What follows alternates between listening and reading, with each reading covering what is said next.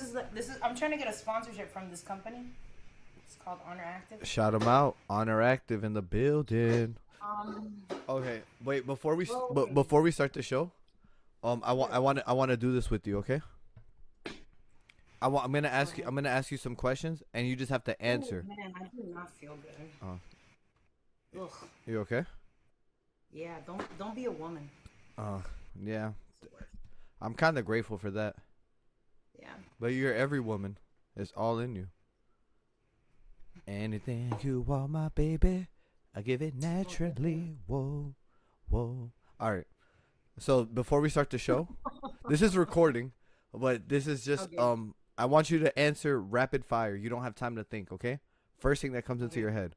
All right. Okay. Favorite male Raw superstar. Roman Reigns. Of Favorite course. favorite female SmackDown. I mean, favorite female Raw superstar.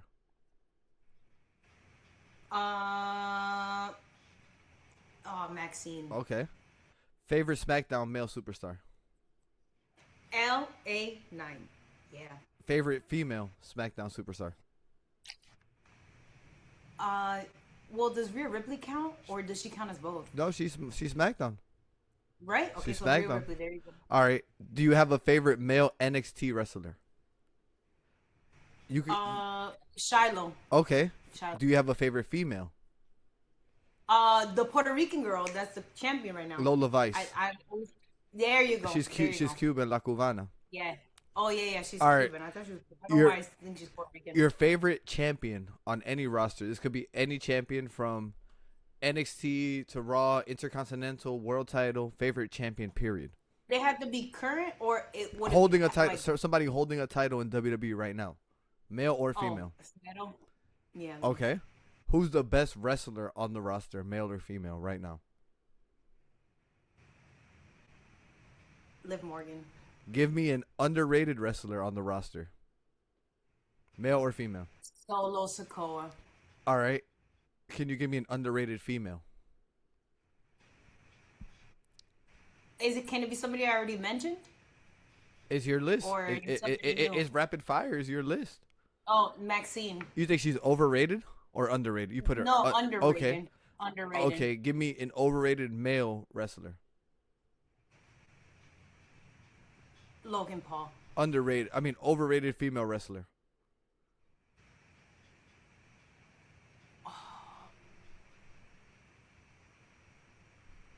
I don't know. I can't. Pass. Like, I'm trying to think of somebody off the top of my head, and I can't really think of Oh, okay. somebody who's like. That Oh, the Fatal 4-Way. Okay. Fatal influence. All right. Give me a superstar or a wrestler that needs a push, male or female. Needs a bigger spotlight. LA Knight. A wrestler I'm tired. A wrestler that needs to leave. Logan Paul. Your next Money in the Bank men's winner. Say his name and Joe he Hendrick for the Money in the appears. Bank? Yeah. Okay. Next female Money in the Bank winner. Chelsea Green. Least favorite Raw superstar. Male. I'm like trying to think of the roster. Let me look at my notes. No, you don't have time. Top of your head. No notes. Least favorite? Least favorite. Oh, Logan Paul. Female. Least favorite.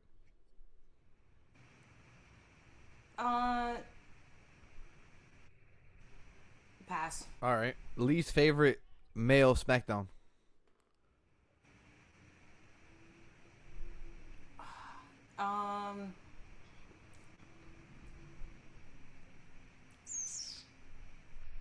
Pass too, because I can't think of who's on SmackDown. Do you have a female least favorite or no?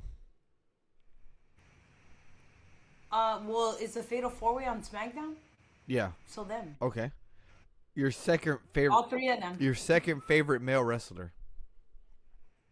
Well, Roman Reigns number 1, so LA Knight number 2. Okay. Second favorite female. Liv Morgan. Okay. If you had to draft someone from NXT to Raw, could you do that right now? A female. Yeah, I would do Lola Vice. I think she's Oh, ready. all right. Especially she did good at the Royal Rumble too. And then if could you do a male? Pause. I would like to see Shiloh because he kind of gives me that like weird vibe to him, and I feel like he would honestly make it interesting in a way like Up in that like mid card. Like Brett Wyatt did. Bray Wyatt Bray or Brett Bray Wyatt? Wyatt. Bray Wyatt. Okay. Yeah, like It that weird, mysterious kind of like, you know. spooky wookie. Yeah, yeah, yeah. Okay, if you had to send someone from the Raw roster or SmackDown roster to NXT, who would you send? If I had to send who? A superstar down to NXT, Raw or SmackDown. Uh, Logan Paul. Okay, now give me a wrestler that you used to like but now dislike. Uh, You're out of passes too. We need a take on this one. Somebody. Okay, one more time. Somebody Sorry. that you used to like but now you don't like anymore. A wrestler that I used to like, but now I dislike. Yes, him. ma'am. Okay, Ricky Saints. Oh. I feel like when he was in when he was in AEW, I like was fucking with him, and then when he came to NXT, I was like really fucking with him, and now that he's like on SmackDown, I'm just like, ugh, I'm over it. He's like they're making him a hater, right? Okay, last one. This is a good one. Wrestler that you used to dislike but now you like.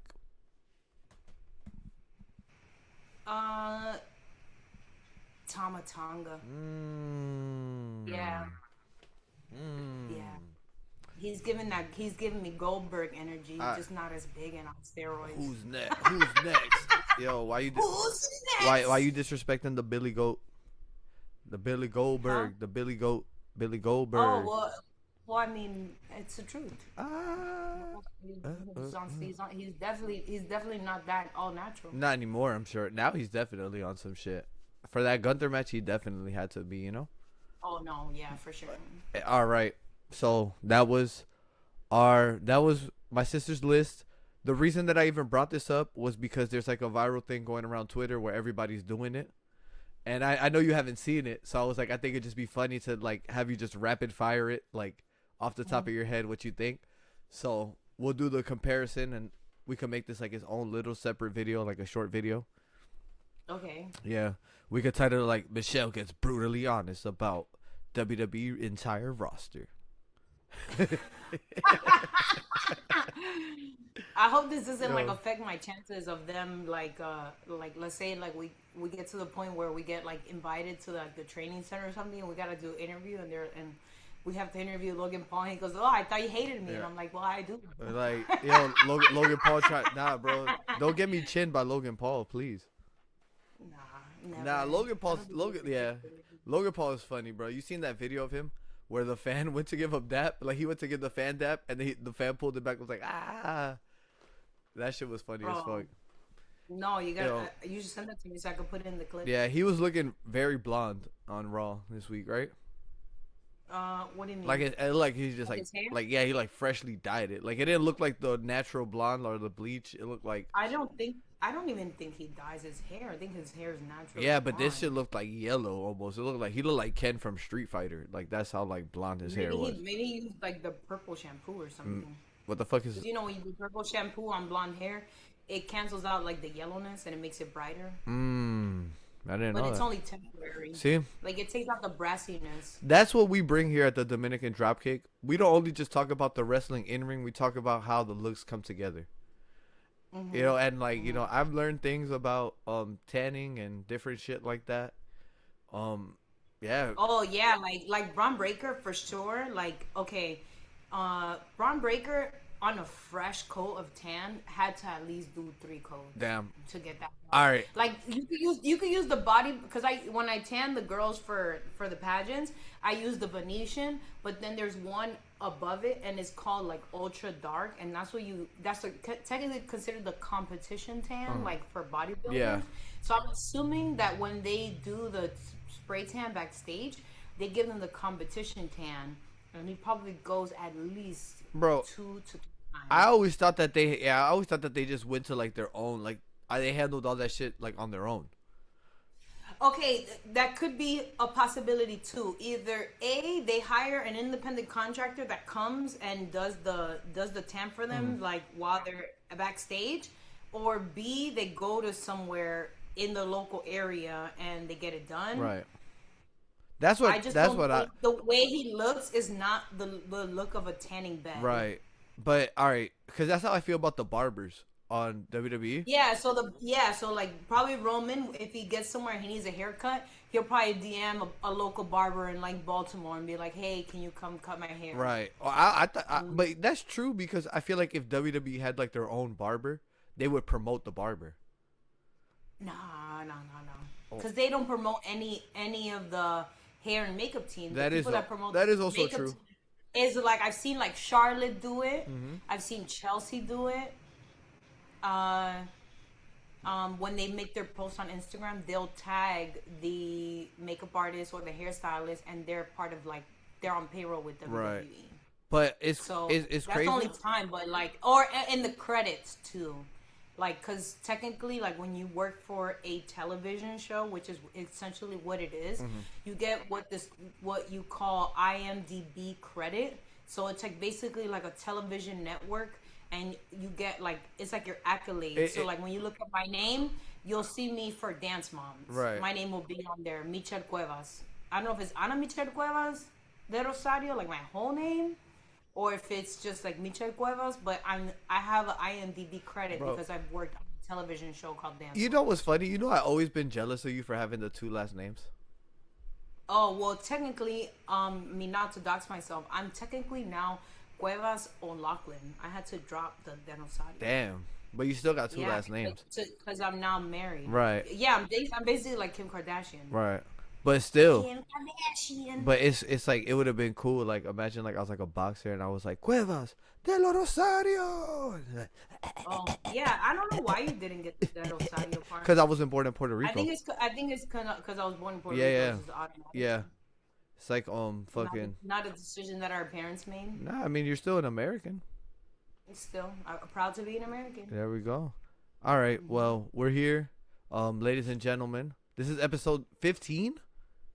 Yeah, can you believe it? Are you sure? I feel like it's more than 15. No, because I just uploaded 12, and remember we had like a mishap. Okay. I uploaded 12. Now I'm working on 13, and then there's another episode I still need to edit, so that'll be 14, and so this one will be 15. Perfect. So all right, run it back. Ladies and gentlemen, you already know what time it is. It's your boy Gabe Michelle. And Michelle Cuevas. This is the Dominican Dropkick episode 15. This is our Quinceañera. Yeah, technically it is our Quinceañera. Yeah, officially. Quick little audio check. Make sure that you feel me. We all good. Say something, sis.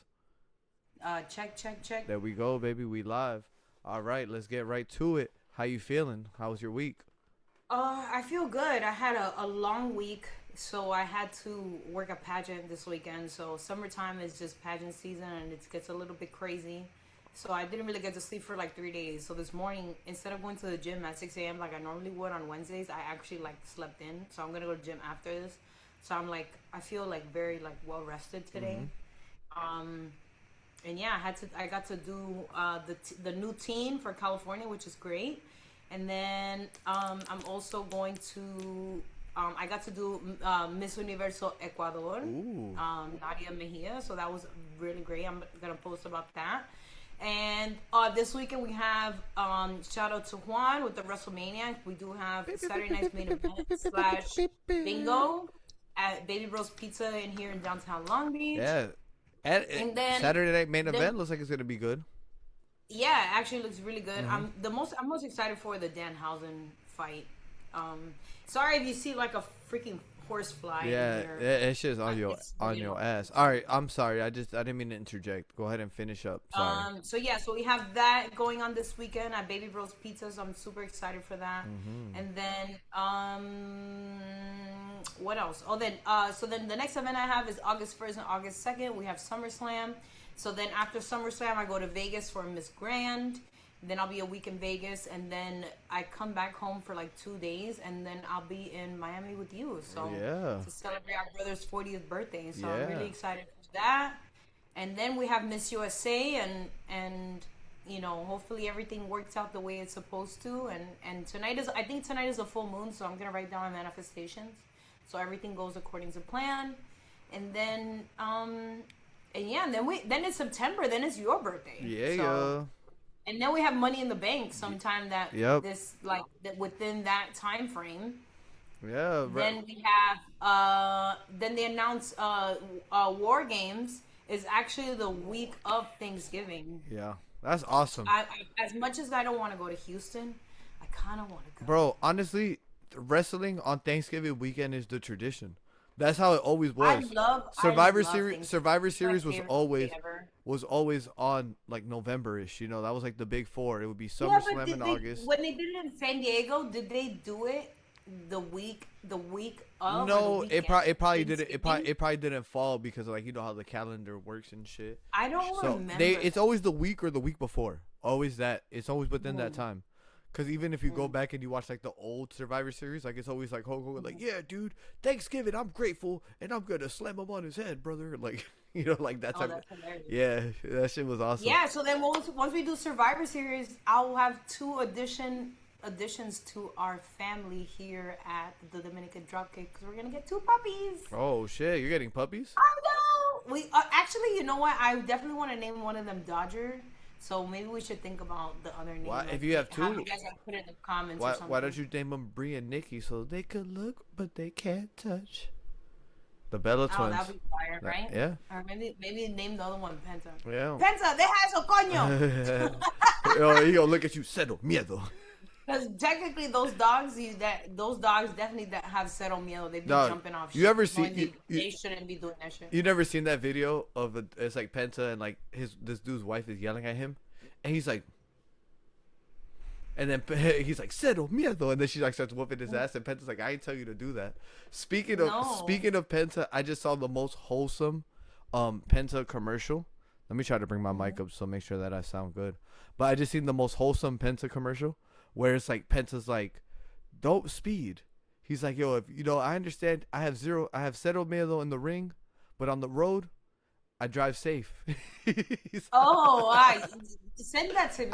Bro, it was one of those reels that I found and I just lost. Like I watched it and I lost it. But you could go through your watch history on Instagram. You know that, right? I didn't know that. That's crazy. Yeah, I found that the other day because I was looking for something and I was like, can I look back and see what I looked at? And it tells you like how long were you on the post too. Yeah, because bro, that shit was so funny though, bro. Like I was like it was a great message. Obviously, you know, like speeding is dangerous, you know. And he was like saying like, you know, giving stats, like it was like a PSA. It's like, you know, more accidents happen on local roads and freeways. So, you know, make sure that your speed messes up your power steering and all types of shit. It was dope. Shout out to Penta. That's hilarious. But shout out to Penta. I'm actually I want to hear about your week and any announcements you have going on. I'm actually gonna pull up the because I think the card is out already for Saturday night's main event. Yeah, it's pretty much shaped up. To talk about, I actually have a hard out in an hour. And I know you do too. So we just have to talk about SmackDown.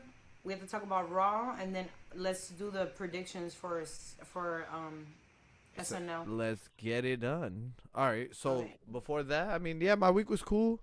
What did I do? Oh, I had an event at a kava bar. I was DJing, and bro, it was like what's a kava bar? It's like I don't even know how to describe it. I necessarily drink it, but it's like I don't know how to explain it, bro. I can't explain it. It's like it just gets you vibing. It's like I don't know how to explain it. I can't really explain it, and I'm gonna do it. I'm not gonna do it justice. But just think about a place that doesn't sell liquor and people like hang out and they like play video games and they talk and you know it's play pool and shit. It's a cool place, you know. So shout out to Tribe T, of course. You know my home tall boy, Boca. Shout out to them too, of course. But I was there and I was DJing. So there was this competition that I DJ for. Shout out to Eyes on the Prize. They bring like artists and then like they do like you remember back in the day we used to watch like the Apollo show and they would do like the vote for this person, vote for this person. Yeah. So they would do something like that. And yeah, I DJ'd that. I DJ'd the event, which was cool. That was fun. And then after I was just like, fuck it, I already got paid, so I might as well just keep DJing, right? So I was like, I'm gonna do 1 hour. That 1 hour turned into like 2 hours. Because like, bro, like this shit just got lit. Like people started dancing. People was fucking like there was girls twerk, all types of shit. It got lit. Like to the point that like when I was leaving, everybody was like, bruh, damn, bruh. I'm like, bruh, it's 3 a.m. I gotta go to work tomorrow, bruh. Like, y'all lucky I stayed this long because I slept all day. So yeah, but two, I've been, just going to the gym. Shout out to Guerrero's Boxing. I've been in there working, getting better. That's good. I had my first sparring with someone. Yeah, it was, a lot of things to improve on, bro. Because boxing is very different from like MMA and jiu-jitsu. Oh, so you started doing boxing? Because Straight I know you were in judo before. Jiu-jitsu. I was doing jiu-jitsu and I would do some MMA, but now I'm doing just straight boxing. Oh, okay. So that's why you look a little bit thinner, because you probably upped your cardio. No, bro, I'm down like I'm down like 7 pounds or something like that. Yeah, because it's like for boxing you have to lift weights, bro. Not as heavy as like what I'm doing for endurance. Yeah, but you definitely have to lift weights, and it's like a ton of cardio. It's a lot of body weight too, though, because you're doing a lot of push-ups, a lot of shoulder taps, a lot of crunches. Yeah, sit-ups. But that's all still. It's body weight. It's not heavy lifting, but it's a lot of cardio. Yeah, a lot of. Bro, we've been doing a lot of shit, like, just different shit. So I've been getting better, and it's cool because I went today actually, and I like brought like, because the next week is the fight, so I brought like my speakers and like I set everything up. Wait, so next week is what fight? You're fighting? No, I'm doing the ring announcing. So I'm. Oh, that's right. That's right. We had this conversation. So I'm I'm their official ring announcer and DJ for all their events. Okay. So I'll do like the fighting out of the red corner, and then like I'll do the walkouts and get them ready and shit. Okay, Bruce Buffer. I'm like Bruce Buffer and Joe Rogan in one. So I'm doing both of their jobs. So, and then in return, Jose Rogan, and then in return, I get to train at the gym. But then also we're gonna start doing like DJ classes for the kids. Like it's a lot of very positive things that are coming out of like that relationship. And I've only known Coach Angel such a short time, but already we've been like just making moves, So it is good. And I miss like since like leaving jiu-jitsu, I haven't felt like that team feeling, like of like, oh, this guy's in the competition next week, let's all give him a good role, like, so now it's like to be a part of that camaraderie, and like honestly, like not to go too deep, but like men, like especially in your 30s, late 20s, 40s, you need a fucking hobby. Like, oh, for sure. You need something as a release. Like life cannot be work and whatever. Like you need something that is like you could turn your brain off and just do. You know what I'm saying? Like when I'm at the gym, I have like no control. I have to listen to coach. It's not like, I'm DJing. I could just turn the music off. I could unplug everything and go home or whatever. You know what I'm saying? Like I have to deal with that adversity and like challenge myself and shit. So it's just been good, bro. Like, honestly, I'm actually relocked in 4 more days until my copyright strikes on my channel are lifted. So it's just like, that's good. It's just like a synergy coming around the Gabe and Michelle universe right now, the GCU. You know what I'm saying? As people would say. But well, that's good. I'm happy for you. Yeah. So, if I had to describe the point of life that I am right now as a wrestler, like if I had to compare it to a wrestler, honestly, I kind of feel like Jey Uso, but not Jey Uso right now, but Jey Uso when he first left the Bloodline and came to Raw. Oh, okay. I'm like after won the Royal Rumble. No, before the Royal Rumble, but like right when Cody, remember when Cody brought him out, and then like KO was like, oh, do we trust him and all that? But there was something bigger. Yeah, dog, I miss KO. Bro, what? I know. I'm trying to watch LFG now so I could like get my. Bro, he's so good on that show. Like I like coaches like that, bro. That are like they're like very direct, they're very honest, but when you do good, they're gonna also tell you. So like he's really good at that. Like there's a lot of people like, and I feel like most of them end up in the medical industry who can just deliver bad news well. That's a trait. That's a trait, bro. But most of those people end up in the medical industry because, like, bro, to tell anybody anything, like, with their health, like, bro, you have to be a different type of person. Like, that's just not easy. That shit is not easy. No, for sure. But I don't know. I love. Shout out to all the doctors and nurses out there making it happen. Dominican Dropkick, brother sister therapy through wrestling. You know. But all right, let's get it. So Smackdown, you have some notes. Start us off.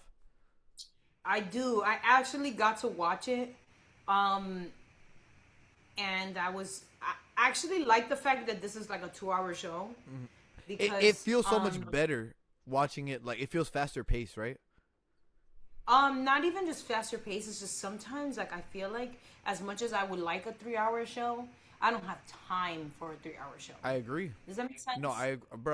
Right? I agree a million like, percent. Like I know I enjoy wrestling, right? Love it. And I feel like in the position that I'm at right now with you and the pod, it's just kind of like I have to do my due diligence versus like I was working this weekend and I'm like, oh, I'll watch it when I get back. But you know, I can't really do that anymore unless I'm put in a position where I can't. I mean, but I feel like that's why it's good that we have Wednesday, because a lot of times, like, you know, we both work a lot, so sometimes I watch the show in pieces. Like, I'm like, oh, I have time Thursday night. I'll watch some of Raw, or like, not Raw, but you know what I mean. Like, oh, it's Saturday morning. I'll watch like maybe half of SmackDown. Sunday, I'll watch the other half, and then like Raw, I'll probably watch like Tuesday or whatever, you know. So it's like I space it out, but I know that we genuinely love wrestling because we still watch other shit. Like, you still watch AAA, I'll still watch some old wrestling. So it's like we still watch wrestling for leisure, but when it comes to like the main line, Raw and SmackDown, it's like you have to keep up, but you have to watch a different way. So I definitely feel you. Yeah, so I'm grateful for the 2-hour show. So this is a 7:10 SmackDown. We have CM Punk. He opens the show and is officially on SmackDown and calls everybody out. Yes. Including Braun Breaker. And Royce Keys. I thought, and yes, and he called out Royce Keys. And to me, I feel like in the position, once we start getting to Raw, I know it's like a little bit early and we're still on SmackDown. I feel like there is no pun intended, no vision for Braun Breaker right now. Bro. So for him to call him out, I don't know if that was like him being a like foreshadowing, or even I don't know if that was foreshadowing for Royce Keys either, because I could see Royce Keys not being heavyweight champion. I see him going for undisputed, and I know he's new to our company and roster, and we have much more story. His name has been on everybody's lips though. Like, Roman's mentioned him, Punk is mentioning him. All these people are talking about him. But honestly, sometimes I feel like wrestlers do that where they say people's names just to kind of test the crowd reaction. So like I was gonna say Vince, but fucking Triple H and like, you know, Bruce Pritchard or whatever, they're fucking back there and they're like, oh wait, you hear that pop? Oh, we should probably run that. Like, you know, like okay. I'm gonna piggyback off what you have to say. Crowdsourcing. Okay, but we have the same thing with LA Knight. He has the pop, he has the catchphrase, he has us won over. Right. And he's still in a stupid freaking Vision feud all over again, like he did for WrestleMania. Okay. It's the same match. But why is he teaming up with Solo and the freaking other guy? To take out the bloodline. He's that's probably gonna be the Survivor Series match. But I feel what you're saying.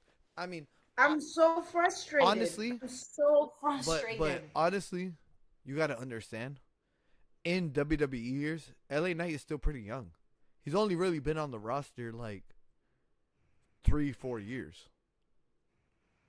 I feel you 1,000%. I'm like, bro, if you're giving runs to these people, why not him? Exactly. Because I feel like when he has everything to be very organic. Next Cody Rhodes organically. No. At no point was it being shoved down our throats. I think it's different. Like, he could be up there, and he could be one of the guys, but I don't know if LA Knight could be here. I don't know. I feel like LA Knight could be a top guy. I don't know if he can be the top guy. I think he definitely can. I mean, I just feel like I feel like it's out of his control. Of course. Because it's definitely not us. I know that there's people that listen to us, Also, we also gained one subscriber this week, so we're at 11. So shout out to you, Yes. who was number 11. Yes. Um, so thank you so much. Yes.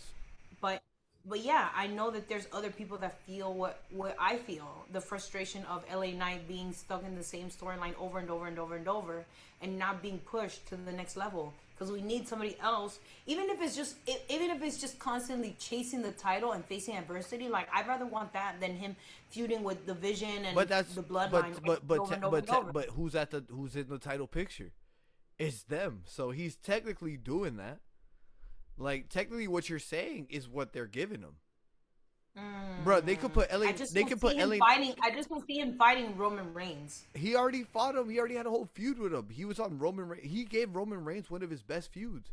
You don't remember the whole picture of LA Knight's glasses and then Roman Reigns in the reflection, and you don't remember that? I'm gonna have to go back and watch What? this. Send me some This is, videos to remember watch they that. ended up No, doing I don't watch the fatal 4-way match with Randy Orton, AJ Styles, LA Knight, and then LA Knight I think got his own singles match against Roman. And yeah, bro, they already done all this, bro. That's what I'm telling you, bro. Like a lot of people, they complain about LA Knight's push, but bro, he gets the push, bro. It's not like he's fucking, no disrespect, it's not like he's fucking feuding with Tozawa and Otis. You know, no disrespect to them, I love them, but so it's like, come on, bro. He's literally right there with the top guys. So I feel you though. You want your guy to be champion, and I agree. I feel like that about certain wrestlers myself. So that's how I feel about Drew McIntyre when he finally won, and I was like, finally, right, finally. right. But he gave us one of the best matches of like 2025, bro, 2026. Bro, his second, Hell in bro, Cell with bro, CM Punk. his run, even the WrestleMania 40 match with Rollins, even though Rollins was like beat to shit and he was just styling on him, that was a great match too. But all right, so CM Punk comes out, talks his shit, and then Cody Rhodes comes out. Yes. Okay. So this is kind of like where I need you to help me out, because I'm just like a little bit confused in this department. So I have Cody interrupts, right? And then we get Cody versus CM Punk at SummerSlam, which I feel like that's something that a lot of people wanted. But for when we get to the Saturday night main event portion, because I believe this is when Sammy comes out, and then Gunther comes out, and then now on this weekend they're gonna have Cody Rhodes, CM Punk versus Gunther and Sammy. So is this a tag team match? Sounds like it's gonna That's be. where I got confused. Sounds like it's gonna And be. I was like, what the hell is going on? So they're probably trying to set up a fatal 4-way match at some point. Maybe it'd be Survivor Series. So what they're probably trying to do is on the predictions card, when I show you this flyer, it's basically a tag team match. I'm trying to explain to you why they're doing that. So what you got to understand is Cody Rhodes a babyface, CM Punk a babyface. Their feud can only really go so far. Their feud can't get slimy. Their feud can't get, because both of these, they don't want to turn heel. So you insert Gunther and you insert Sammy.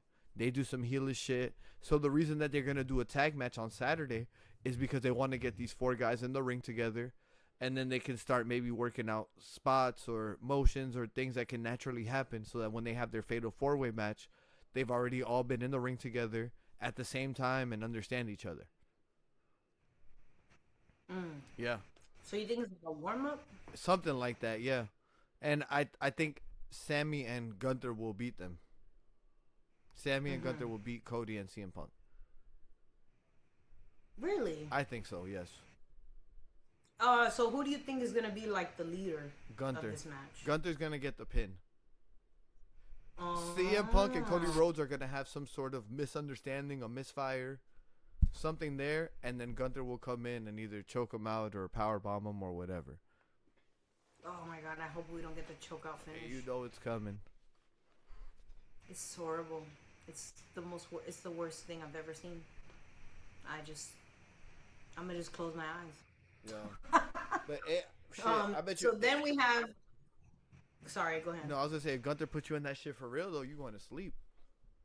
A big motherfucker. Nah, I'm just gonna do a Patty Pimlet. Yo, that's the real choke out. Goodbye. I've been practicing. You're gonna choke Gunther out? Yeah, for sure. That's it. Fuck it. WrestleMania 44. I'm small. Exactly. I'm small and I got ups, so I can just jump on him. Yo, you said I got ups. Yo, that's so That's all you funny. need. Oh man, So then we after that we get a promo from Destiny's Child, bro, talking I'm not gonna about lie, Jade Cargill. I know we're gonna talk about her in a little bit, but bro, she had such a great performance this show. Like, she she does she she did. made me laugh like on something. Fuck it, I'll bring it up now. At the end of the match with Alexa after she fucked up her arm, she was like, Yeah. "I got a question for the streets. Who hotter than me?" I'm like, not the Plies quote, not the. I Oh, was like, that's from class. of course. You know Oh, she's from Vero Beach, which is very close to Fort Bragg, bro.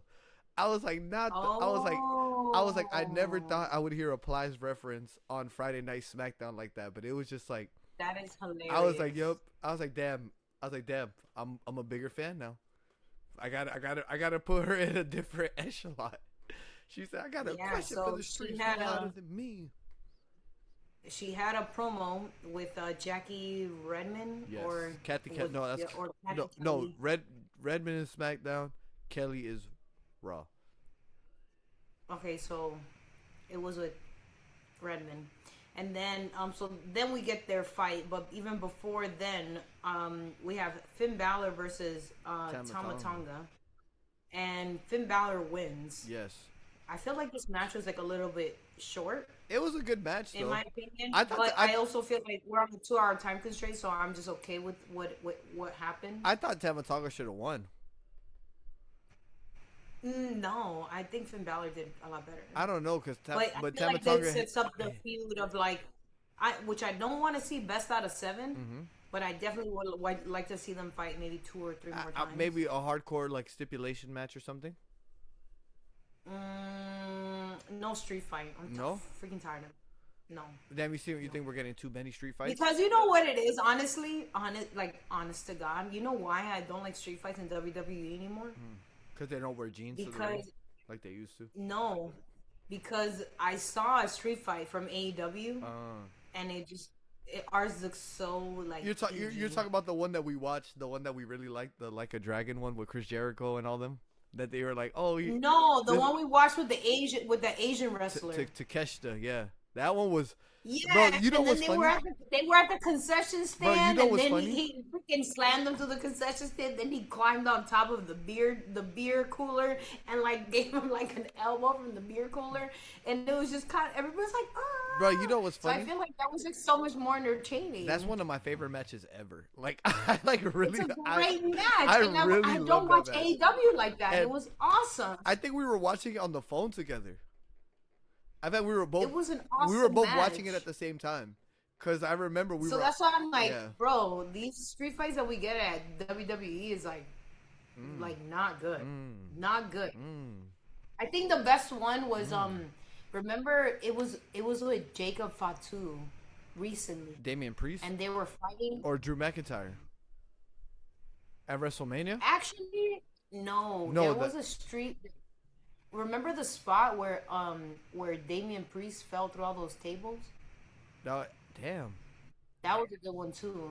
I think that was a street fight with it was him and Drew McIntyre. And then there was recently a fight with Jacob Fatu and somebody else. There was a concession stand in like the crowd. I feel like they Roman. were That was fighting right there. That Roman was Tribal good. Combat.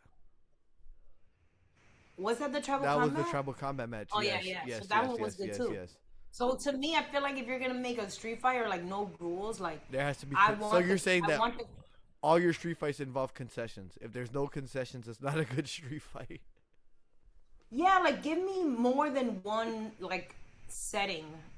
You know what I'm saying? Yeah. Like I like when they go through the crowd. Excuse me. I like when they go through the crowd. Right. I like when they fight in the back. Like I just like that. To me, it's like give me just a different setting than the ring and like a kendo stick What and is it? some other shit. Say you grew up in the Attitude Era without saying you grew up in the Attitude Era.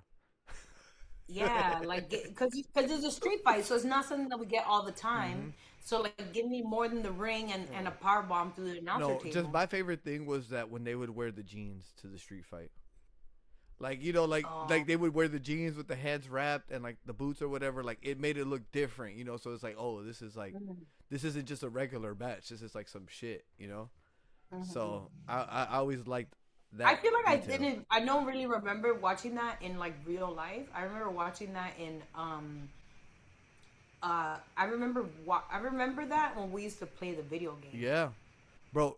My favorite street fight of all time is Eddie Guerrero and John Cena. I'm gonna have to watch it. The parking lot brawl, cause it was like it felt like an after school fight, cause they're like all like in a circle, and then John Cena comes out and spits like a freestyle, and then like Eddie comes and starts whooping his ass, but then John Cena's whooping Eddie's ass, and then fucking Chavo comes out of nowhere, because Chavo was injured. So like everybody forgot about Chavo. And it's like, I was expecting him. Oh shit, Chavo's back! Like, and then Eddie ended up winning. Oh man, bro. Honestly, 2006, no, 2003 to like 2008. Never, well, except for WrestleMania 40 era, but that shit is something special to me, dog. Yeah, I just like when they used to like involve, they used to do more like I wouldn't call them vignettes because I feel like that's more of a video, but kind of like live vignettes. Yeah. They used to do a lot more of that, and I like that. Just like this, I don't know if it was this week on SmackDown or Raw, where Jacob Fatu comes out of the car and he's like walking towards the ring. And it was like a split screen. Like, I like that.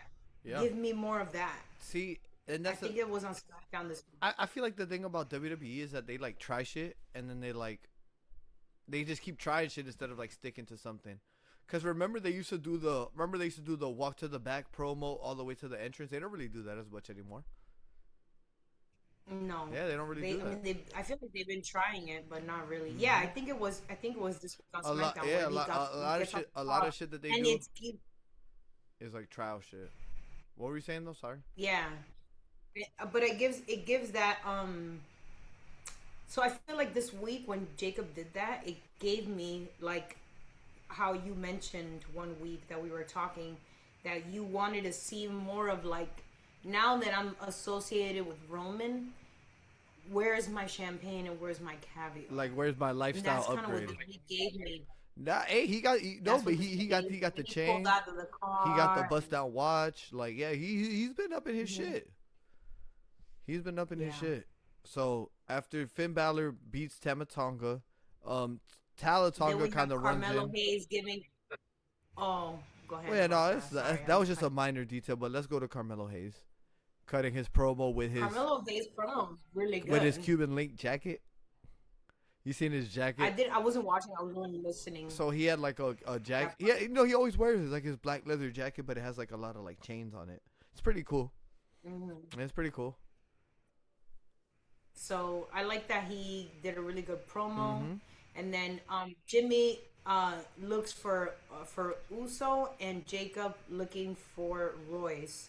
So that's why I'm confused on. So Jimmy was looking for Solo, and then Truth was like, I haven't seen him, and then he was like, oh, you seen Royce, and then he was like, no, I haven't seen him, and then Damian was like, I seen him. So like, Damian Priest is basically like, bro, like we don't fuck with nobody, we're our own team, bro. And Truth is just trying to be. I also don't like that they're inviting like the War Raiders in this. What do you mean? And also, I didn't know that they were like the AAA champions because I haven't tag team champions because I've been watching the show and I haven't seen them on the show. They haven't been on AAA in a couple weeks, but they are the tag team champions, and they've been doing this for like the last 3 weeks where they come up to. Versus like the Crudos or remember I would see them all the time on the show. Los Garzas. Yeah, but something better than mine. Right, but let's go back. Let's go back. Basically, what's gonna happen is Priest is gonna turn on Truth because Truth is worried about other people outside of the team. Truth is trying to reunite the Judgment Day. Priest is not on that. Priest is like Truth is lucky that Priest fuck with him because in reality, like Priest shouldn't be fucking with nobody after all the people that did him wrong. Especially after the Judgment Day. Like the Judgment Day did him foul. Fucking all these people just did him foul. So he's lucky that he even got a tag team partner for now. So yeah, I was a little bit just confused about that, but just to ask a question, right? Because I'm even thinking, I'm thinking it in my head before I ask you. And if they were to give up the tag titles, I just don't see it happening. If it were to happen anytime soon, because who can we give them to? Bro, the War Raiders are right there. We don't have a tag team division on SmackDown. What? Hold on, I gotta stand up. God damn, my shorts was riding up like a motherfucker. We don't have a tag division. What about we got on SmackDown? I could give you at least 3 teams that could wrestle each other every week, and it would be okay. You got Fraxium, War Raiders, Okay. MFT. Yeah, but the War Raiders technically are not. They are part of the roster, but they have like no like storyline or nothing. But they kind of like. but I feel like they've been like filler. They can like, get, they but they could get for it, the bro. filler. All it takes is 1 week for them to get a storyline, bro. If the War Raiders right now just go out and beat the shit out of Cody Rhodes, like, and they're like, bro, like we're fucking tired of Cody Rhodes, like fuck Cody Rhodes. That's a storyline right there, like. Cody Rhodes now got to worry about the fucking War Raiders that is 2 people. So now Cody got to try to find a partner. And so I don't want to see them. I'm just saying it could. I'm just.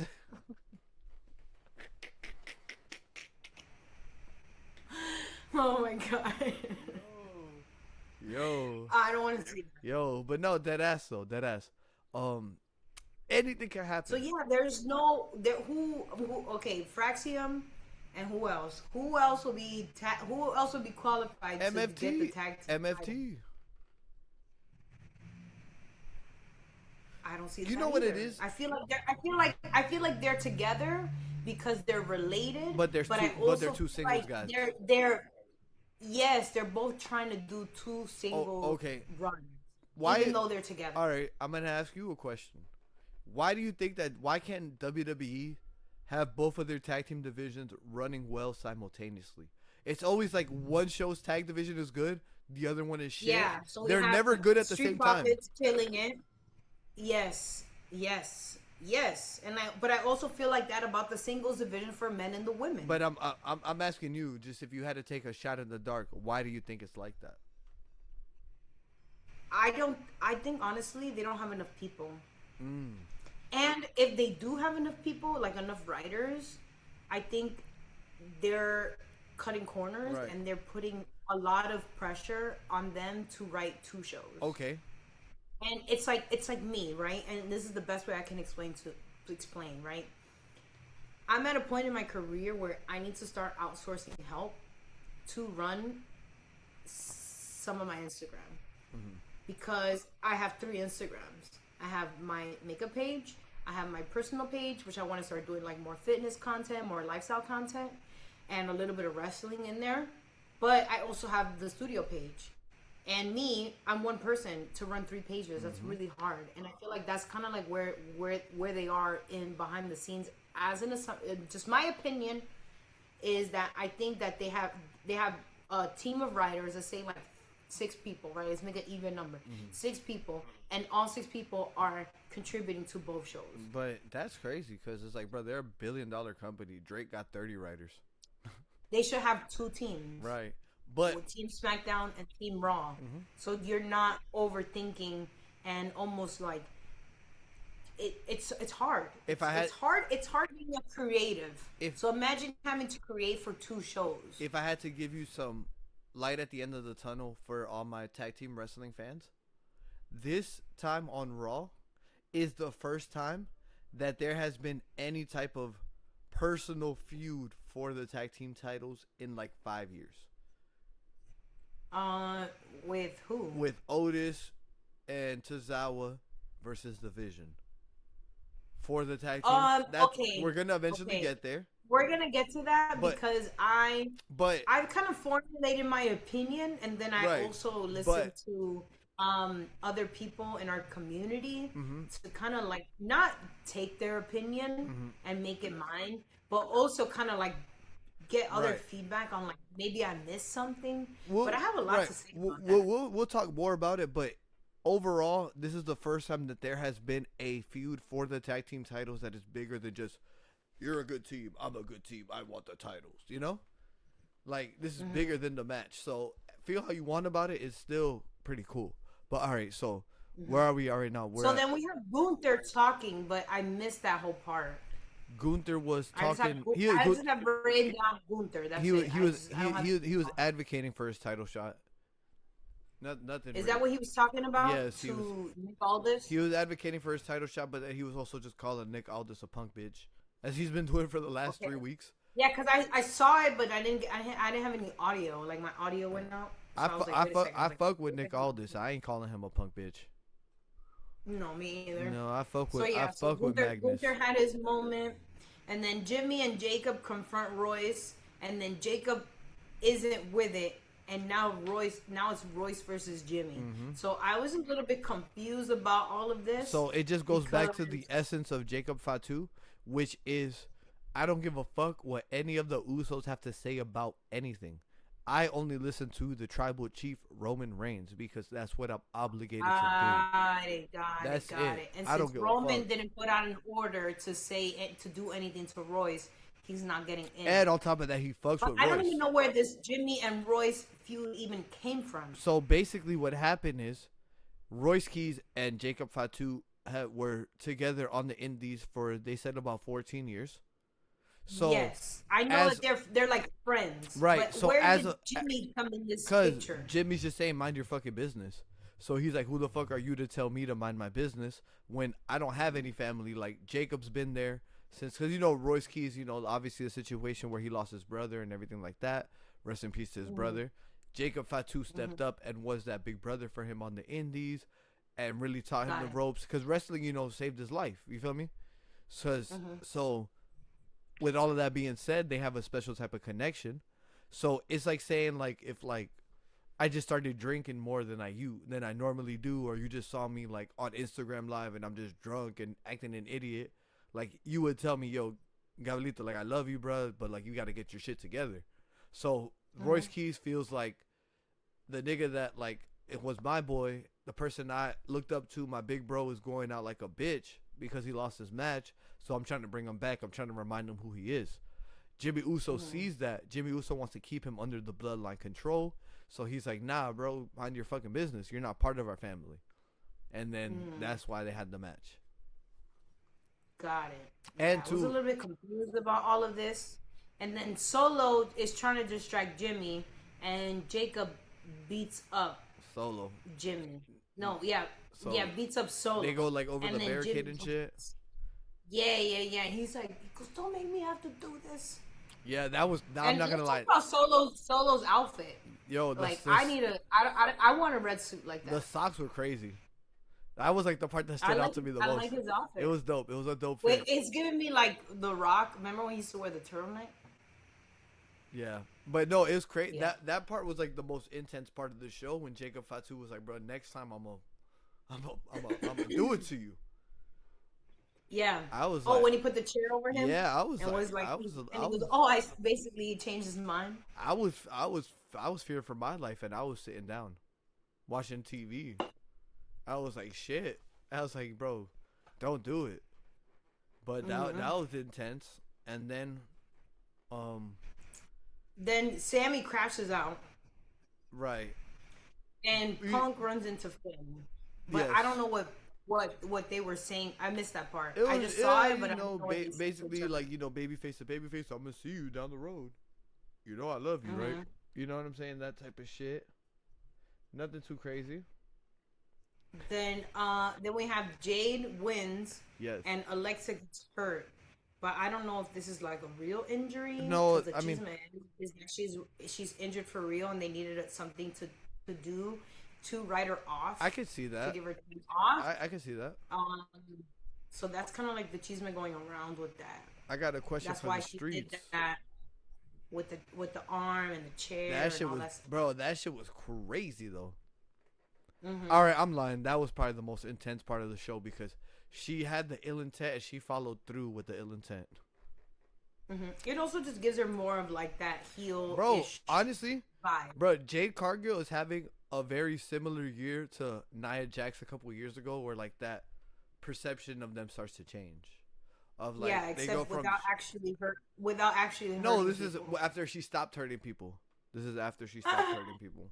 Oh, that's Bro, hilarious. shout out to Nia We're just Jax. kidding. We're just kidding, Naya. We We're love just you. We kidding. love you. Don't don't We don't do. don't hit us with the annihilator, please. Annihilator. Please.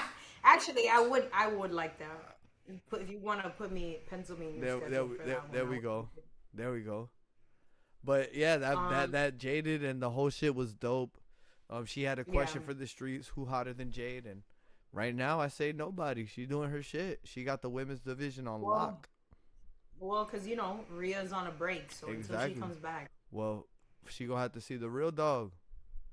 She gonna have hmm to see the real dog. Then Trick gets a legacy title. So he got like a new title. It has like Loved it.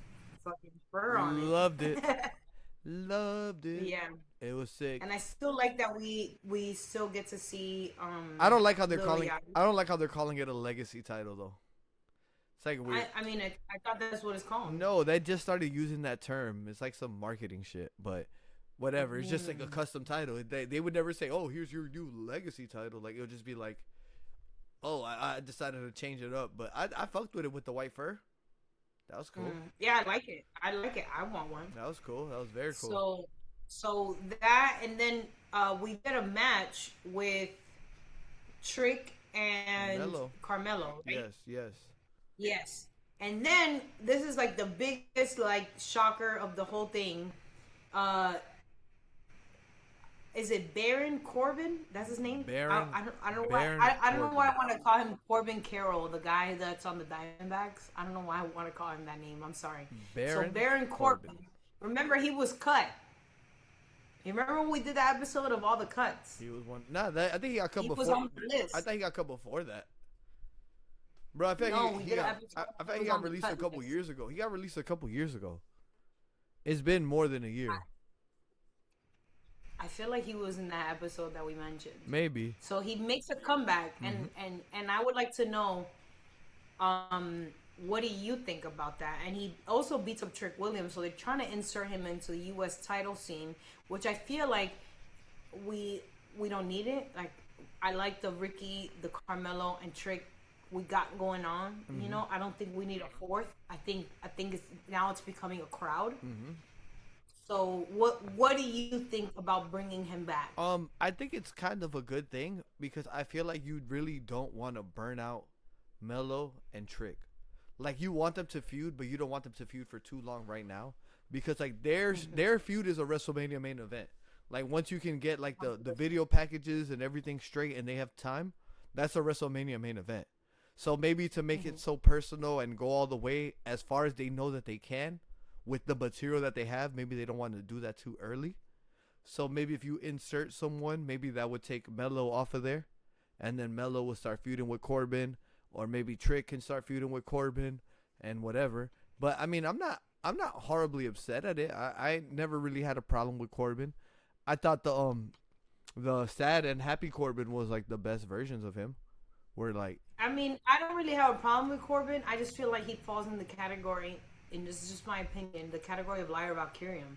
It's just kind of boring. right, but I don't know. Maybe he'll come back and add more ripples to But also, I feel like it wasn't really his fault either. exactly. But he's always been a good wrestler. Yeah, always been a good wrestler. So happy to see him back. Welcome back. Yes, sir. Get that. Then we have Gunther beats up Nick, and I don't understand the match that's gonna happen at Saturday night's main event, which we kind of already talked about that in the beginning. Yes, but no, Nick Aldis and Gunther, they're gonna fight. They're probably gonna fight at SummerSlam, dog. You think so? I think so, dog. You think he's gonna strap up his boots? I think. I mean, he looks like he's in great shape. Bro, At no point did he look like he. Of course, bro. Honestly, because the thing about Nick Aldis is he's been the guy to like do it everywhere but the WWE. Like he's been. So when he came to WWE, he's always been the manager. Yeah, he never wrestled in WWE. He was always the TNA. He was always like one of the top TNA guys. Got it. So for him to finally get that opportunity to wrestle in the WWE ring, I think he's not gonna pass that up. And it's not like he had like a career-ending injury or anything. He just retired, semi-retired. So I think Gunther giving him a good match. Kind of like a Braun Strowman. It's just like I'm getting older in age, and I should maybe think about. I still want to be involved in this industry, but I Just don't completely want a that way. a different role, a different role. So maybe something like that. So I think that's what they're building towards. But then Cody Rhodes came out, and then the show fucking cut off. Oh yeah, I'm gonna try to see if I can find that. Cause I think I saw a video on YouTube. Yeah, they uploaded the What post show happened? shit. Hold on, Yeah, but I don't. hold on, I'm super Are we gonna thirsty. be able to watch it? Yeah, and we should be. It's a fan recorded thing. Hold on, let's take a little break so I can get some water. Let me find it then while you're doing that. BRB. Viva la raza. So we have two videos, and one is 8 minutes, and one is 1 minute and 20 seconds. Which one should we watch? They're both filmed from somebody else's. Let's watch the minute 20. You sure? Yeah. Versus the 8 minute one? Yeah, because we still got to talk about Raw and do clips and shit. Okay. All right. Let me. Dun, dun, So dun, shout out dun, to. dun, dun. I can't be weak. Coming from the street to the ghetto at the end of the week. I get to keep your dinero. All right. So shout out to Justin Anthony 86 on YouTube. He has over 250,000 subscribers. Let's So go. shout out to him. Big dog. So this is only 1 minute and 23 seconds, and this is what happened when Cody Rhodes saves Nick Aldis from Gunther off air. WWE Smackdown 7/10/2026.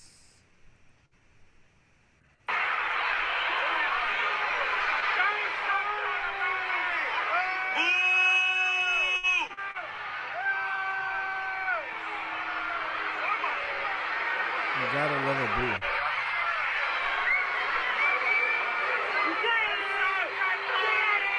Oh, he slept him.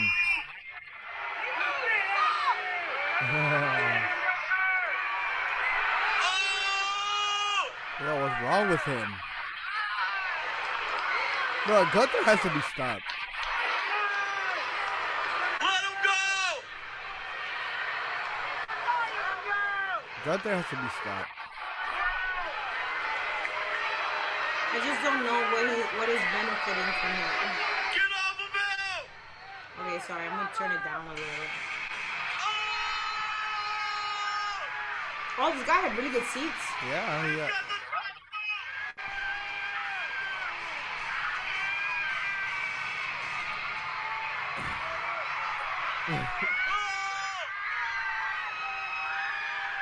Let's go! Let's go!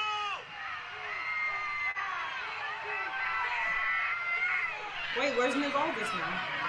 Well, he got slept. He was sleeping. Wow. Okay, He well, was- that's what happened when we went off air. He was sleeping. All right. So that was SmackDown in a nutshell. Basically. Ladies and gentlemen, it is There you time. have it, Douglas. There you have it. Contract. Sorry. Now it is time to talk about this show that airs on Monday Night Raw. This episode on Monday So night. we have Brock opens the show, and Paul Heyman has Dallas PD with no touch clause and a restraining order against Obafemi. Yo. Hey, I liked Obafemi's promo because I feel like he explained all the other shit. Because everybody was mad that he didn't go for the title, but he was like, bro, if I would have went for the title, Brock was just gonna screw me anyway. So why the fuck am I gonna go for the title? And I was like, Well, I feel like I agree with Oba. I just think that he goes for the title anytime. all right, did you see? I liked Paul Heyman's promo. He's like, Brock Lesnar is obsessed with Obafemi. That's Yes. not healthy. It's like, Yeah, I just feel like I liked his promo, and now that when he did the Hell in the Cell promo, it all ties it all together for me. I thought because- it explained a lot of loose ends that they had in the story. Yes, tied because everything in. it really tied it together for me because of the simple fact that in that promo that he did, he said the reason why he has Paul Heyman is because he's not good at doing promos. And if you notice, Brock didn't say a word. Shit, Brock could cut a promo. It was just Paul Heyman talking Brock, for him. Brock Lesnar could cut a promo. Trust me. If he really wanted to. Yes, and it was good. It was the times that I've seen him talk have been good. Mm-hmm. But when he said that line, I'm now connecting all the times that I've only seen Paul Heyman talking and him being present, and because he is not only and his presence is a big presence, so it speaks volumes. Yes, almost kind of like I'm the superstar. This is my agent. I'm here now. You know what I'm saying? That's what it gave me. 100%. It's crazy because that was a good promo. It went back and forth. I like both of their shirts too, repping their own merch. Yeah. Talk shit. Get hit. Oba had a good promo, and then he demolishes Dallas PD. So. Did you see the joke where they were like, "Oh, which one of these Dallas PD guys will be main eventing WrestleMania 50?" Oh, I mean, well, here's the thing. Like, I feel like they should get a chance because we all know that they were wrestlers.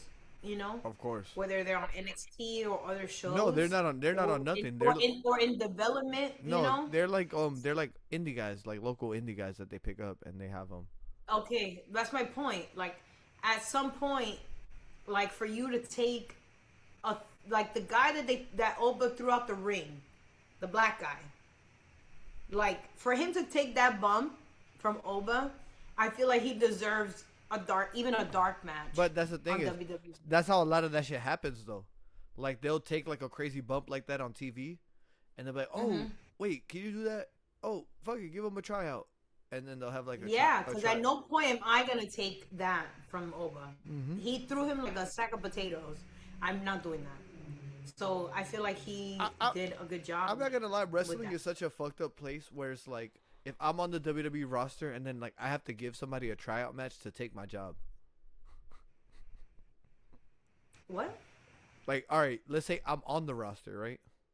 And then like I have to do a match against somebody who's coming onto the roster that they want to see. This person is potentially going to take my job, but I have to make them look good in the match because if not, I'm a dick. Okay, but I also feel like, let me just stop you right there, right? I feel like what's for you can be taken away, and sometimes you have to put people on, but that's not going to take away from you. That's what wrestling's all about. That's what wrestling is about, is finding that middle ground of being able to make somebody else look good and also get your shit in as well. That's what I'm saying. That's why it's such a hard industry to really get to that top level and sustain it, you know? But wait, is it time to talk about the tea or not yet? So then I have in my notes, I just want to give a shout out to Corey Graves because he looked extra spiffy with that blue suit. Yo. Did you see him wearing that blue Corey suit? Corey Graves always fly though. Yeah, but that blue suit was fire. I really liked it. All right. And then I like the fact that they are incorporating different video packages or vignettes in Raw because of the simple fact that somebody like me, right? I know about the Shield. I know about the betrayal of the Shield, but I didn't actively watch that. That's what got me back. That's what got me back into wrestling, because the Shield was just so fire. Yeah, so I feel like I want to go back and start watching those. Like, maybe there's a YouTube video, like you showed me the 4-hour Bloodline thing. It'll probably be like the history of the Shield, story of the Shield with the matches and stuff like that. So I can actually like sit down and like digest that. But I wasn't actively watching at the time, so for them to incorporate that for people like me who are actively watching, or whether you're like a new viewer, because that's another thing too. Like, there's possibly new viewers every single week, and you just don't know because anybody could be watching. But I mean, but that's what they're telling the story of Roman and Seth from the beginning, right? And that's what the WWE does, though, because that's why they have so many recaps of SmackDown on Raw and, like, you know, all the other shit, because they're always trying to make sure that if it's your first time watching, you can kind of start to push it together and understand shit, you know? So I thought that was sick. Damn, that was already? I thought we missed something. Or they just they just showed that little quick promo and then they moved on, right? There's two. They did two That's videos. what I'm saying. I thought they did That one was a before first the actual promo. Before the contract signing, they did one or no? Yes, that's the second one. Okay, That's the second one. okay. So then I'm just going in order of the show. Yes, no, you're doing great. Okay. I'm misunderstanding. I'm confusing certain things. So then we have Io Sky versus Roxanne. Yes. And Io wins, but gets beat up. And Io and Soul. Yo, get well soon. Get so well soon, Soul, baby girl. I Get guess well comes to help. soon, baby girl.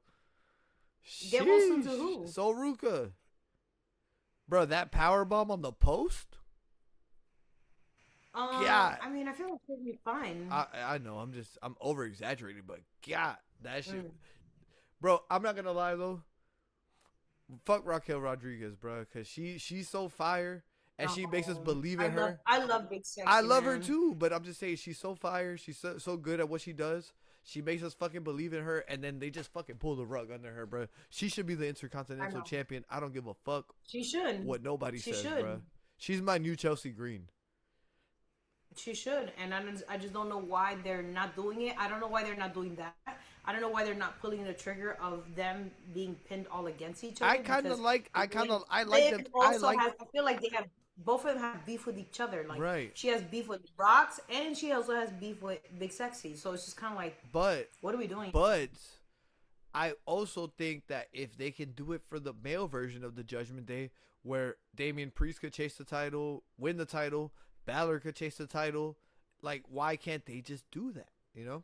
So whatever. So that's another fucking tangent. But So Ruka got her shit fucking drilled in. Pause. Blur. Mm-hmm. And then also Io got beat up. Yes. Too. Again. It's the second time. Second time. So Judgment Day making it very personal with Io Sky, which I like.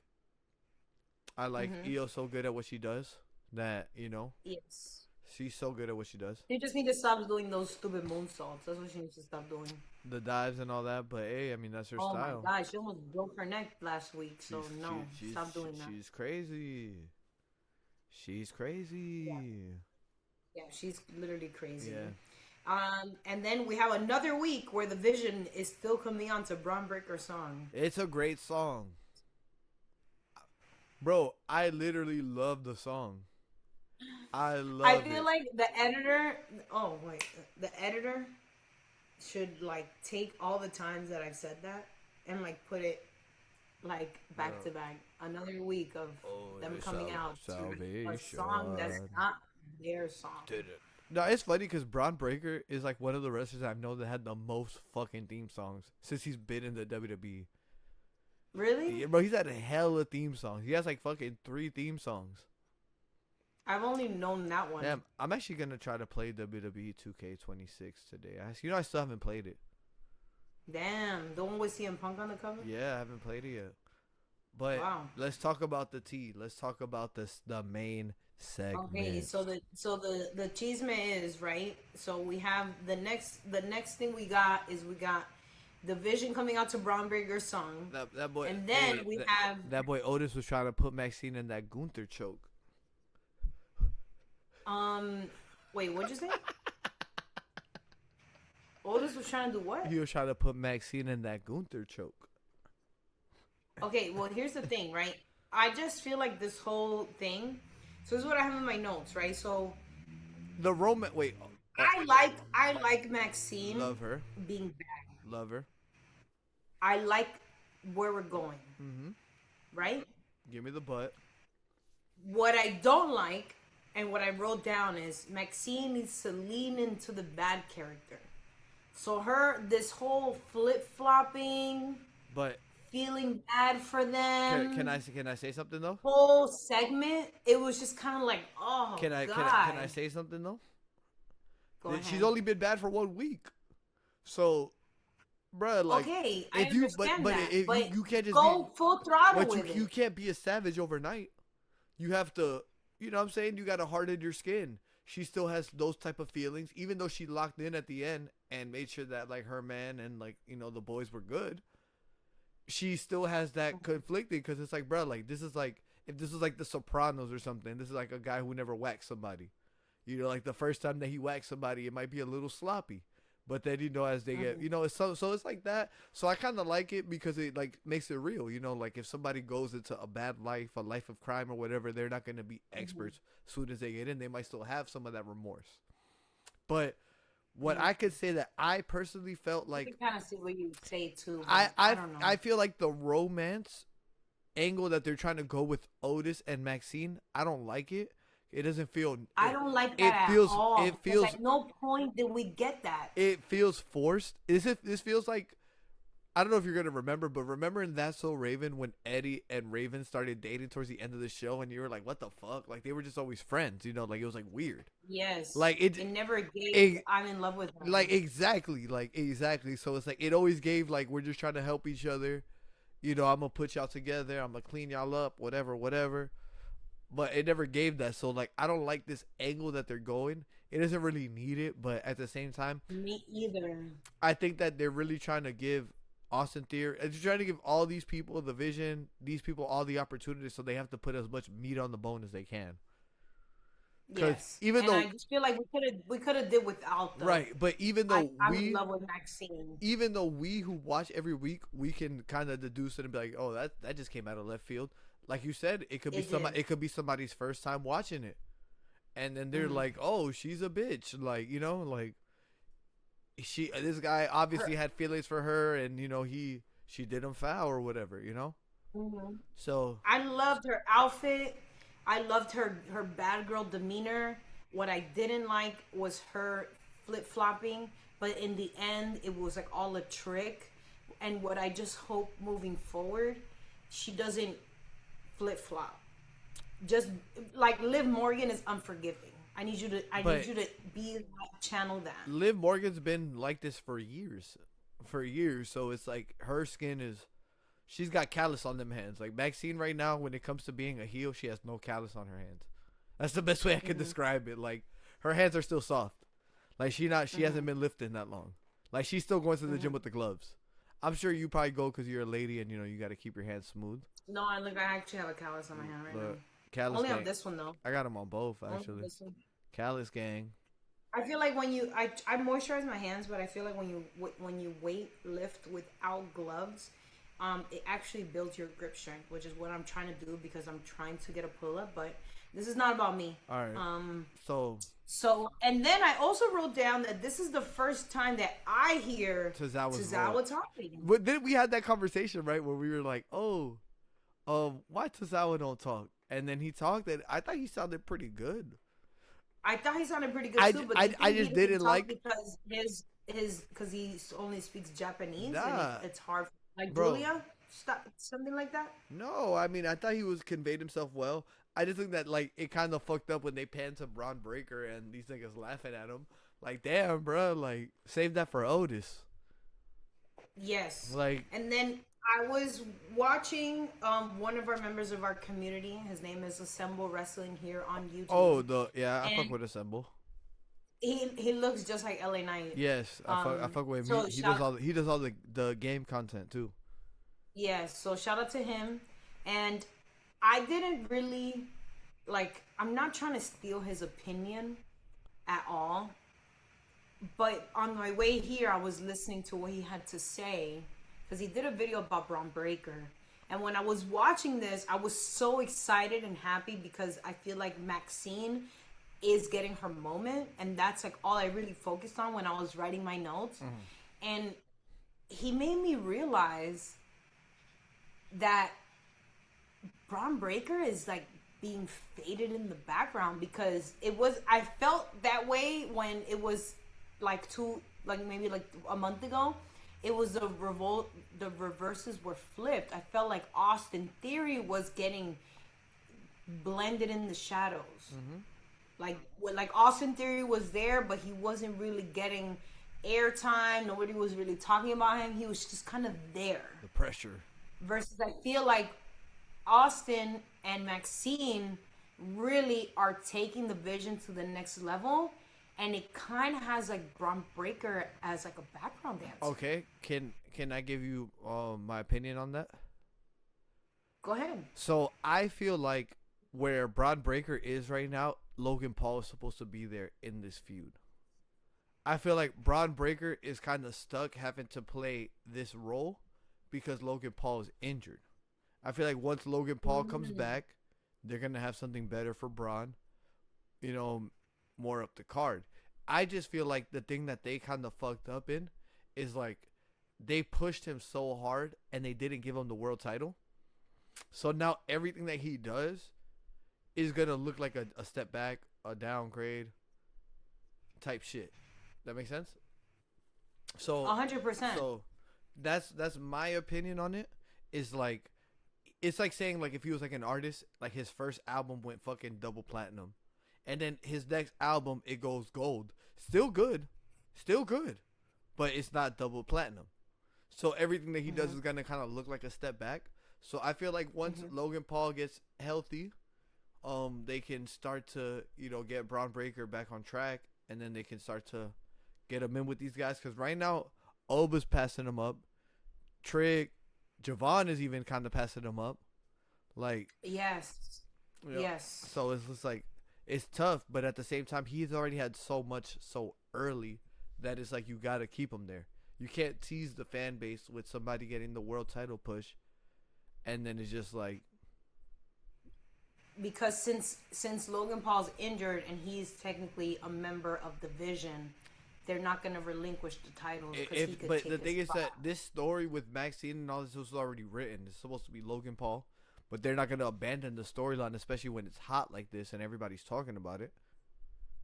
So it's just like it's one of those things where it's like he got to just bite the bullet for now. You know what I'm saying? It's like, oh, husband drive the shitty car and wife drives the Lexus to work. He got to drive the 98 Civic for now. Until he can, they can get him a nicer car, because he needs to have his girl. So at the end, because we know Braun Breaker is heading for where he's heading, but he's actually doing something very admirable to make sure that his boys, are still cool. Because I'm sure he sees some talent in theory that he's like, damn, I can work with this guy down the line. Let me just bite the bullet right now so that I could fuck with him later on. So, I don't know. I'm not horribly upset at it, You want to talk about the contract signing? Or there was another. I'm gonna just rapid fire real quick. Wait, wasn't there a match before that though? The gauntlet match. Yeah. So. Gable wins. So then we get a commercial break during Royce Keys and Jimmy's match. Which I forgot. Yes. Then we have Jacob beating up Royce, and then Solo gets involved. And then Solo acknowledges Roman. Just kidding. What? And then we have LA Knight come out, and that's when that whole thing with LA Knight, Royce Keys, Solo, the Usos, and I was just like, what the fuck are we doing here? And then Paul Heyman is right, because the Vision, as much as I like Paul Heyman being involved, Paul Heyman doesn't need the Vision. They're not benefiting him, so that's why I feel like he doesn't want to be associated with that. And then Bailey and Lyra, we get them talking, and Lyra looks fucking crazy. But I ain't gonna lie. So I'm not gonna lie. Wait, before we fast forward on that, why did Lyra do the typical ex-girlfriend thing? I never liked you. I faked it. Anytime I saw it was horrible. I was like, bro, the way she looked, the promo, everything was horrible. I was like, bro, she just sound like a bitter ex-girlfriend right now. That's like, it wasn't even that big. Like, fuck you, bitch.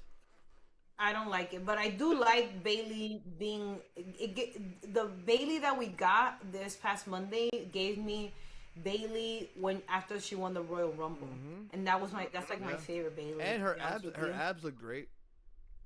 Yeah, BBL Bailey. So then we have who is coming on 8-3, because I don't know who that is. You probably know who that is. It was like I was gonna ask you. It was like the Texas thing and all that. It was a whole promo. They gave him 8-3, so it's coming soon. So like within like the next 3 weeks, it should be here. I gotta look. Someone said online who it was, but I don't know who it is. To be honest with you, something bit me.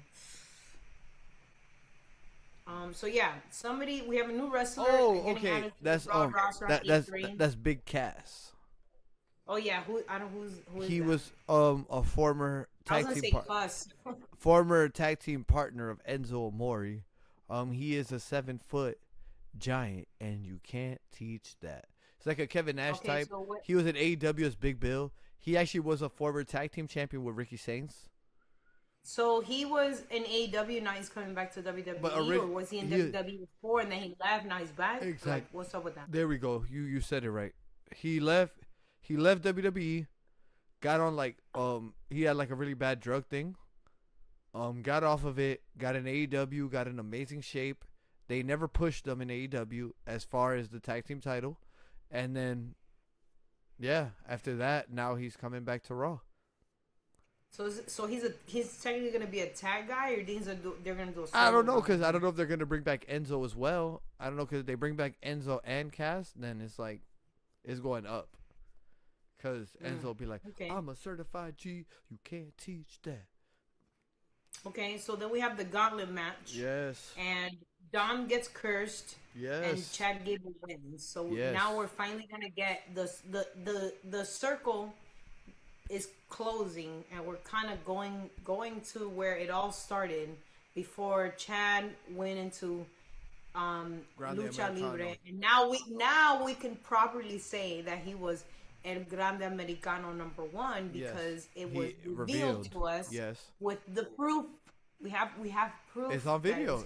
It's on video. So we have that match coming up for Saturday night's main event. The gauntlet match to me was awesome. I thought it was gonna be Javon, to be honest with you. Me too. He had a great showing. He had like a Royal Rumble Iron Man type of showing. And he was full he was slugged out, top and bottom. Shout out to Javon Evans. He had like the Florida style grills. He didn't have like no little diamond shit. I actually didn't bro, he had top and bottom. He had like the Florida style grills. Like golds. Wow.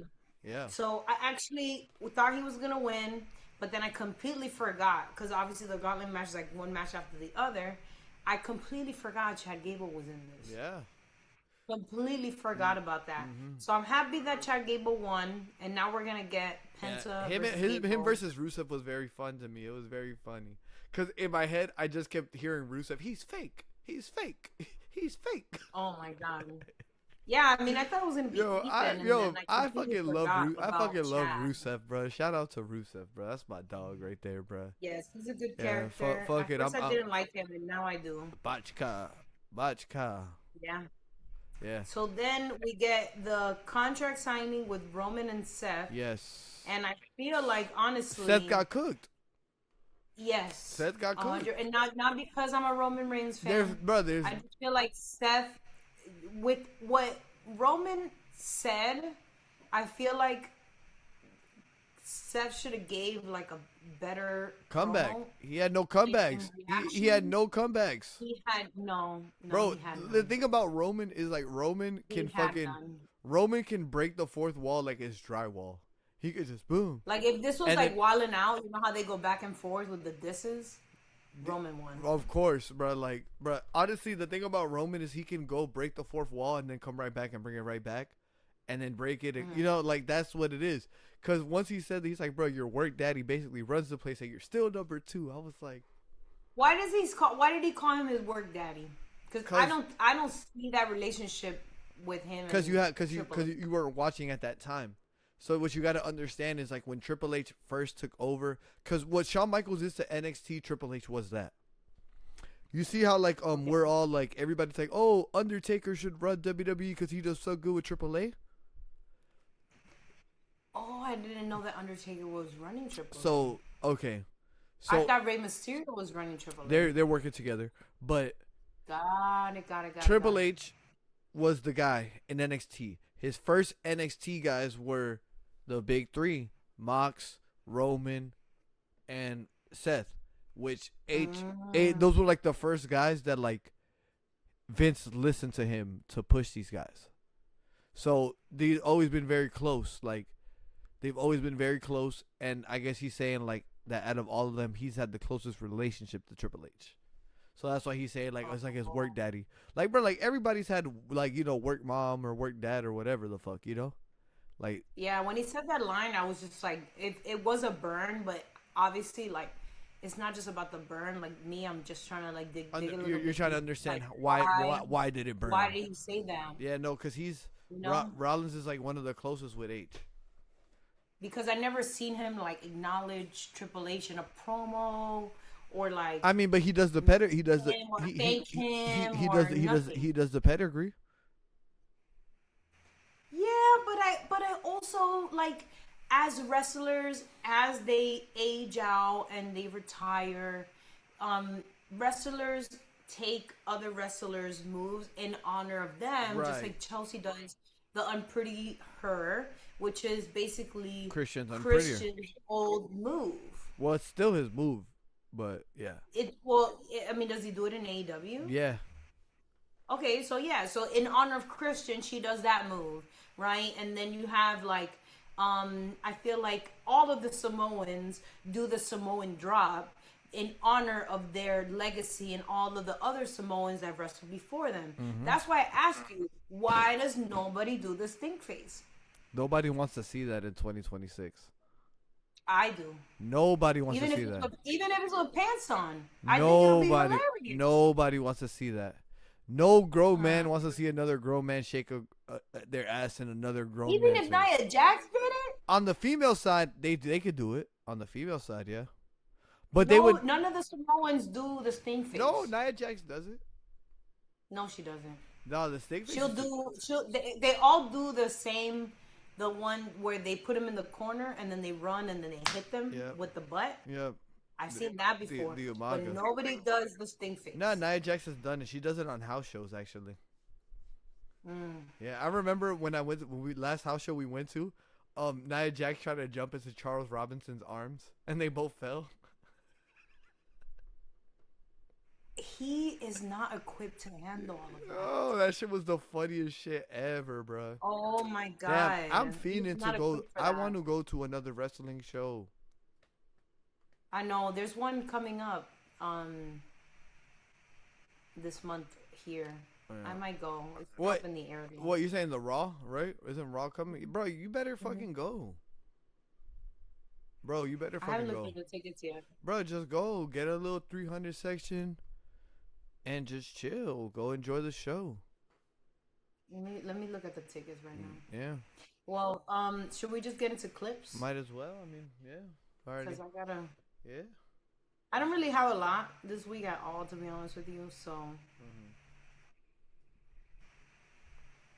So yeah, I'm excited for the Roman Reigns and Seth Rollins fight. But yeah, I don't really have anything this week. I just have really this one. Oh, I seen this one. You know, Shout out to Mar. I follow Mar now. Shout out to Mar. Yeah, he's for hilarious. Giving us this. Hold on, let me move this so I can like. There we go. Yes.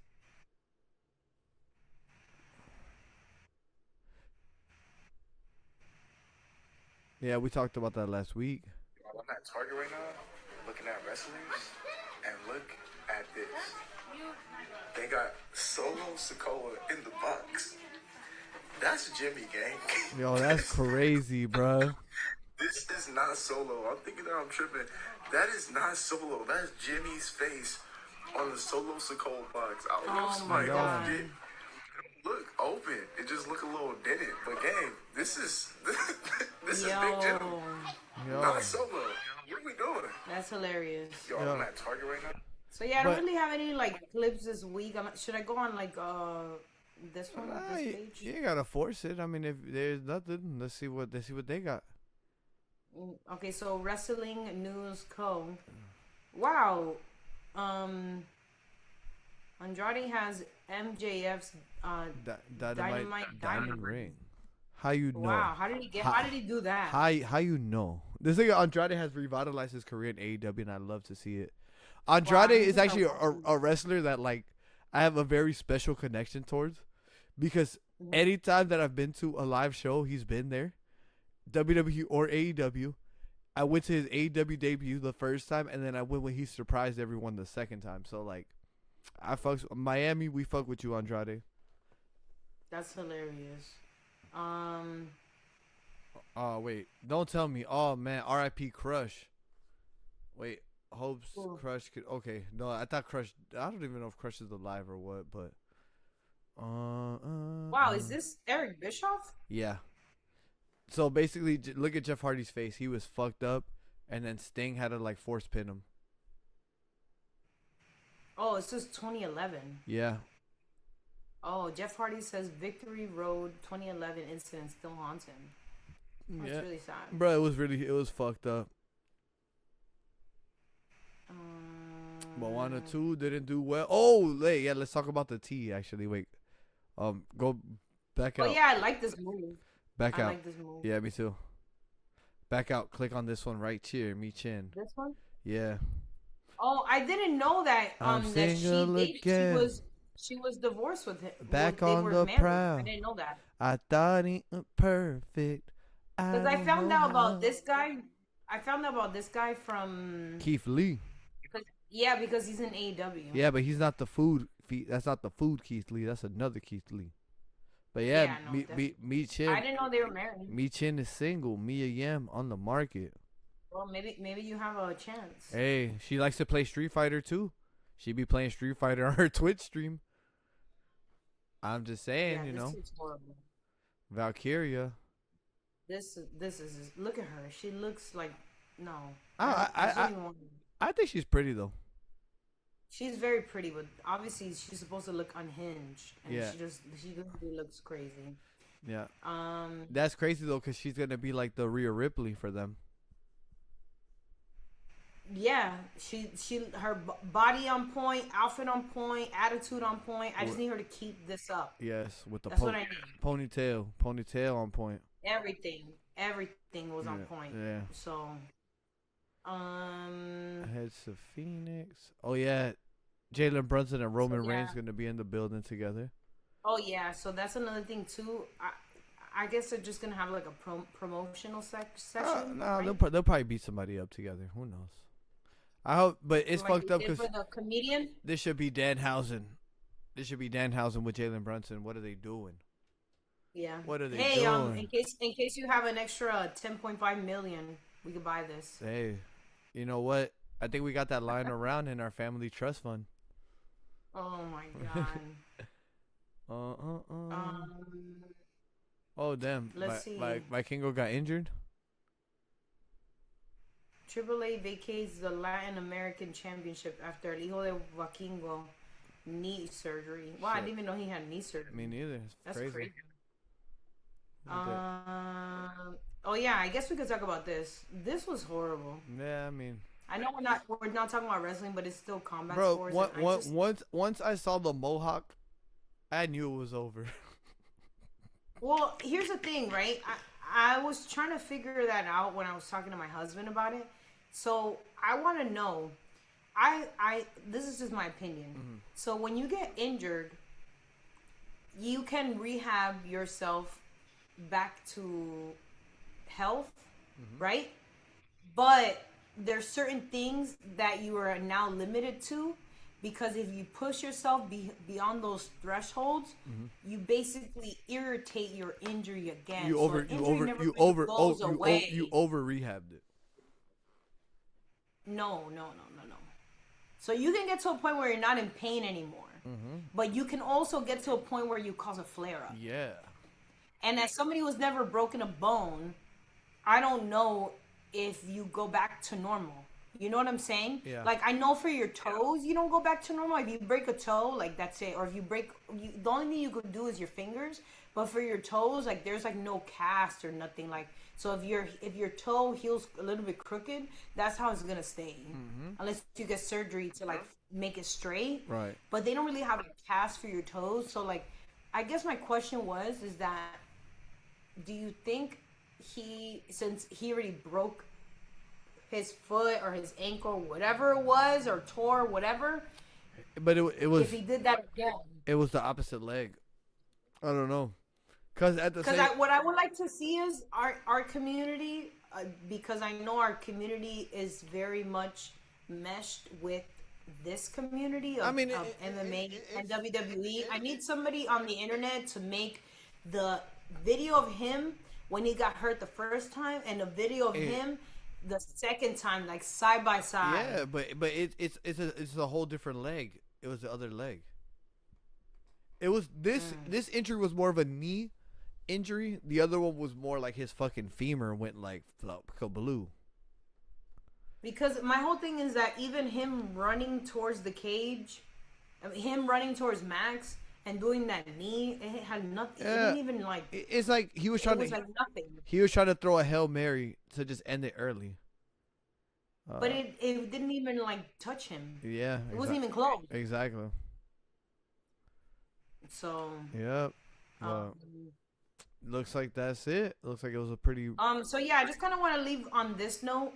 Apparently Rhea Ripley was at the slapbox fight that everybody's talking about. I don't watch that stuff. I don't like it. I don't watch it. I'm not a big fan of it either. So Rhea Ripley says her recovery timeline is up in the air. So she was asked how long will she be out, and Rhea Ripley says, "Hold on, let me move this out the way because I can't see." I don't know. I tore it in a really weird spot. Yeah, I don't know. I tore it in a really weird spot, so it's kind of a little bit up in the air. With how fast my body recovers, she noted that she's been out for a month and a week, and that knee usually starts to hurt and throb, and limits her getting up, bending over, and crouching. Wow. Yeah. So technically, you think they're gonna make her vacate the title? They should, but at the same time, the thing is that like, I remember when she was the women's world heavyweight champion. She vacated the title and everybody got pissed. So it's like damned if you do. Yeah, because it was a shoulder. Damn if you do, damned if you don't. Type of thing. Mm-hmm. So, all right, let's look at this card. Okay, so rapid fire on these predictions. So we have Saturday night's main event in New York, Madison Square Garden. We have a tag team match, which I feel like was never announced as a tag team match. But we have Cody Rhodes, CM Punk, Gunther versus Sammy. Who you got? I told you I'm going with the heels. I'm going with Gunther and Sammy.